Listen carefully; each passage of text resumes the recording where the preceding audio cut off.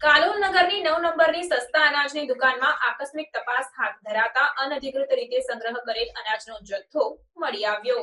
જિલ્લા પુરવઠા અધિકારી અને નાયબ કલેક્ટર પંચમહાલ ગોધરા તથા જિલ્લાની ટીમ દ્વારા બાતમીના આધારે કાલોલ નગરની 9 નંબરની સરકાર માન્ય વ્યાજબી ભાવની દુકાનની આકસ્મિક તપાસ કરવામાં આવતા દુકાનની સામે આવેલા એક મકાનમાં અનધિકૃત રીતે સંગ્રહ કરવામાં આવેલો અનાજનો જથ્થો મળી આવતા તમામ જથ્થો સીઝ કરી દુકાનદાર મહેન્દ્ર બિલદાર સામે કાયદેસરની કાર્યવાહી કરવામાં આવી છે।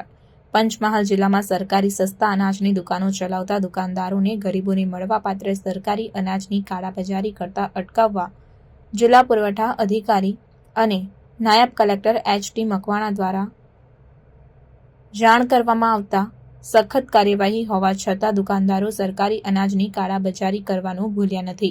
ત્યારે કાલોલ નગરમાં આવેલી 9 નંબરની સરકારી સસ્તા અનાજની દુકાનમાંથી આકસ્મિક તપાસ હાથ ધરવામાં આવતા જથ્થો સીઝ કરાયો હતો।